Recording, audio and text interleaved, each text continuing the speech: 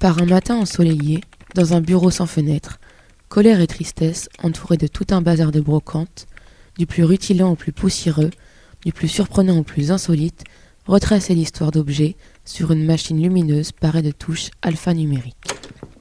Entra alors une cliente, pinçante et pressée, lâchant sans réfléchir un « Eh ben dites donc, on ne s'ennuie pas ici. Ça doit être agréable de rester assise toute la journée devant un ordinateur. » Colère et tristesse se regardèrent longuement, ébahies, bouillonnantes et désappointées. « Mais quel culot! De quel droit? Bourricotte, bougre d'ânesse, je vais te... » Ça me peine autant que toi. Mais tu sais comment sont les gens. Ils ne prennent pas en compte nos sentiments. Jamais. Ça m'énerve que ça te mette dans tous tes états. Tu ne mérites pas ça, mais en fait, personne ne mérite ça. Il ne faut pas laisser passer ça. Je suis trop sensible. C'est tout. Et puis après tout, qu'est-ce que ça peut changer? On sera toujours blessé. D'accord, mais il n'est pas question de la laisser partir sans lui avoir exprimé ce que l'on ressent. Si tu veux, on va réfléchir. Moi, j'aimerais juste me rouler en boule dans un coin. Tandis que la cliente triturait de ci de là tous les objets sans dessus-dessous, colère et tristesse, avalant leur salive et respirant un grand coup, affirmèrent ensemble « Nous nous sentons blessés. Touchés. Mais ce n'était sans doute pas votre intention. Nous pianotons. Nettoyons. Estimons. Mettons en valeur les objets ici présents. Nous préparons. Échangeons. Discutons. Rangeons. Organisons. Conseillons. Alors oui, on ne s'ennuie pas derrière notre ordinateur. » La cliente, un peu mouchée, jugeant plus opportun de prendre la porte, détala sans demander son reste.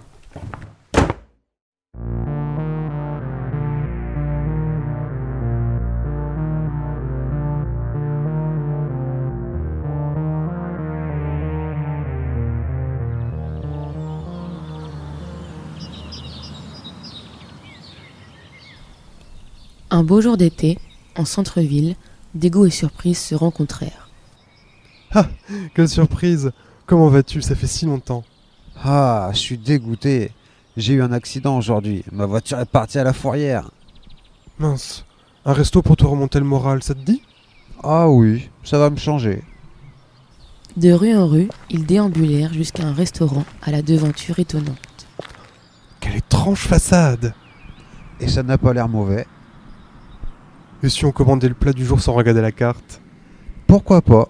Allez, je te suis. » Ils entrèrent, s'assirent et commandèrent le plat du jour. « J'espère que ce sera une bonne découverte. » »« Et moi donc ?» Et sur ces mots, la serveuse arriva avec 2 plats sous cloche, les déposa sur la table et releva prestement les couvre-assiettes sous leurs yeux ébahis. « Oh non, pas des choux Bruxelles. J'en ai horreur. » « Malheur, je ne m'attendais pas à ça. » Aucun des 2 compères ne touchèrent à leurs assiettes. Et pendant que le visage de Dégoût gagnait la couleur peu avenante de son plat, Surprise restait bouche bée et yeux écarquillés. « Bah, est-il possible de ramener ces plats en cuisine, s'il vous plaît? » « Et de prendre un dessert à la place, s'il vous plaît. Quelque chose avec des fraises comme tu aimes. » Comme bien des clients voulaient des choux de Bruxelles, quelle idée! Ni la serveuse, ni la cuisinière n'y virent d'inconvénient et leur proposa un dessert aux fraises, la spécialité de la chef. « Oh, pardon pour le dérangement. Vous êtes bien aimable. »« Merci beaucoup. » La serveuse revint avec 2 petits fraisiers garnis d'une dentelle en caramel praliné, une exquise délicatesse. « Merci madame. Nos compliments à la chef. » Comme quoi, être assertif ne peut pas faire de mal. J'ai maintenant sous mes yeux mon dessert préféré. Ça pour une aventure. Ravi que ça te plaise. Ragaillardi par ce mets raffiné, Dégoût et Surprise passèrent une excellente après-midi.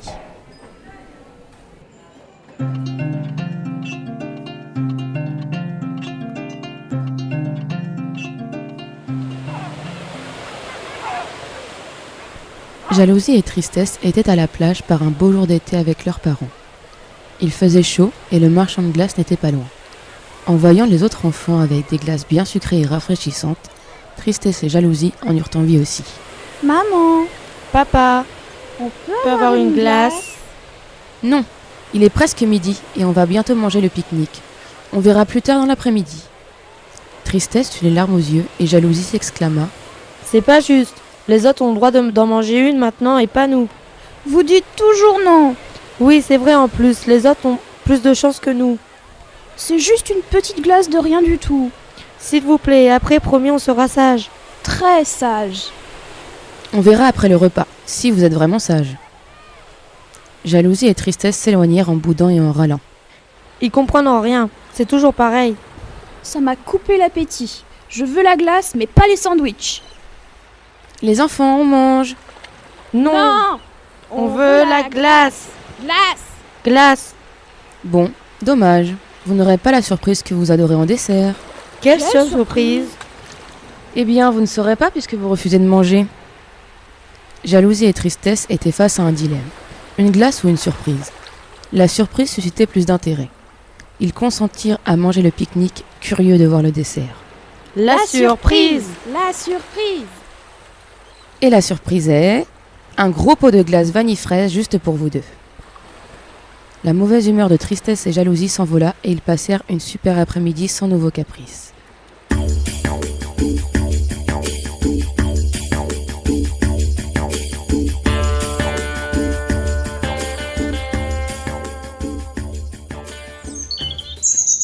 Avec le retour des beaux jours, Joie invite Tristesse à prendre le thé dans son jardin.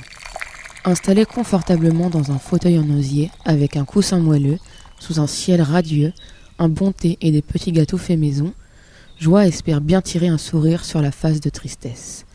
Hélas, elle est toujours repliée comme à l'accoutumée. Joie, qui ne peut être autrement qu'énergie et allégresse, lance à la volée. Allez, Tristesse, un peu d'entrain, c'est une magnifique journée. C'est une journée comme une autre pour moi. Ni meilleure, ni pire que la précédente. Mais pourquoi tu n'essaies pas de sourire un peu? Quel est l'intérêt d'être toujours triste? Joie aimerait que Tristesse puisse être heureuse aussi.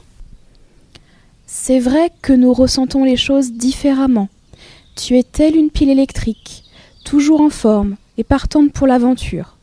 Je suis plus posée et à l'écoute de moi-même et des autres.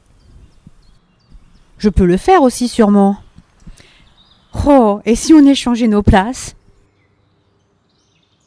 Quoi?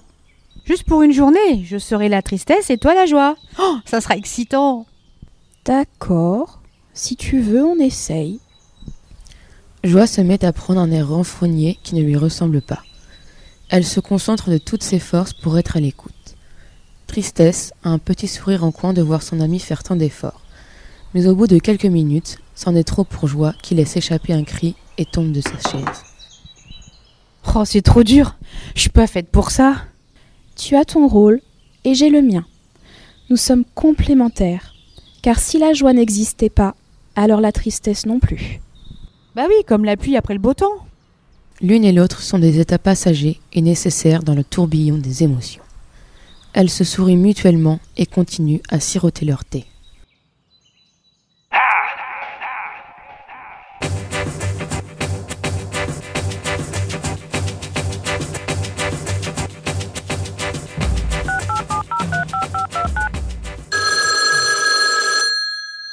Deux amis discutent au téléphone ce matin.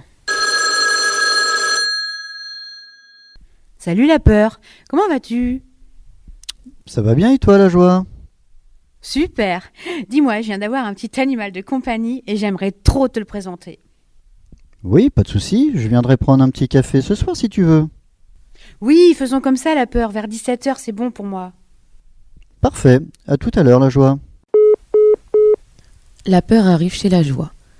Il frappe à la porte. Elle ouvre folle de joie. L'appartement est chaleureux et haut en couleur. La joie, comme à son habitude, est toute excitée, trépide d'impatience de faire voir son nouvel animal. Elle installe la peur dans le salon et court chercher sa belle boîte.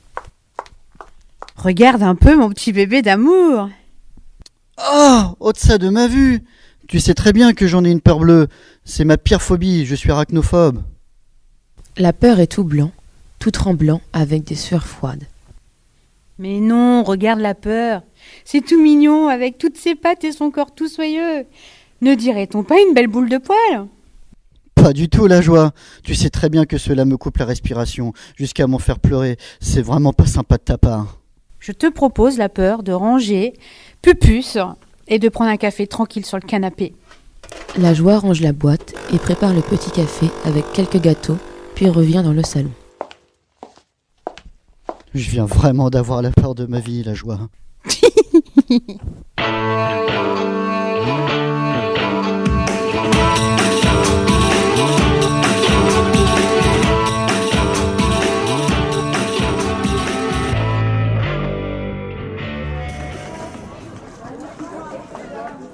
Un matin à l'atelier, entouré de briques et de brocs organisés, Surprise et Colère vissaient et collaient un tableau fatigué.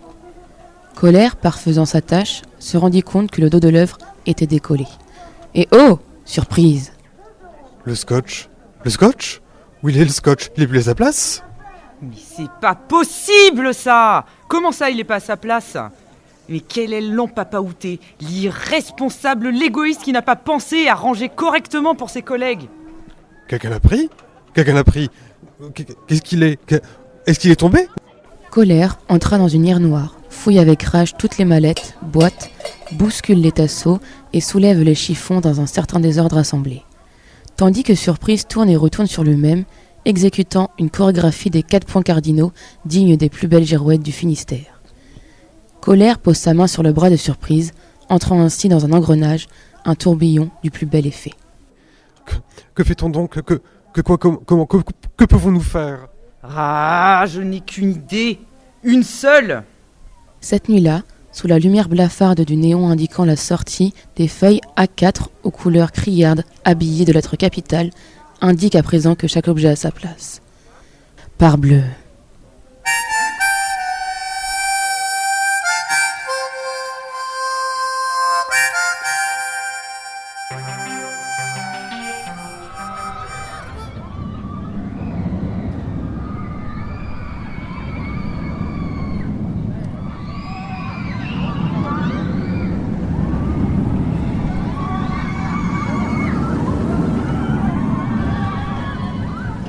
Le dégoût et la peur se préparent pour passer un beau moment à la fête foraine. Salut la peur. Comment tu vas? Super bien, merci, et toi? Je suis content de passer un bon moment avec toi, le dégoût, et en plus à la fête foraine, mais sache une chose, j'ai peur des manèges à sensations fortes. Pour faire plaisir au dégoût, la peur décida d'essayer une attraction à sensations fortes. Ah, merci à toi la peur de monter avec moi dans cette capsule à élastique. De rien, le dégoût, même si je suis pas très rassuré de monter là-dedans. Le dégoût et la peur sont installés dans cette fameuse machine à sensations et n'attendent plus que le départ. Et d'un coup, décollage vers le ciel. Oh, je me sens pas très bien là, le dégoût. Suite aux sensations extrêmes, la peur vire au blanc, au bleu, puis au vert et finit par vomir sur le dégoût. Ah, tu m'as vomi dessus la peur. Ah, je suis dégoûté. Ah, c'est écœurant. Bah.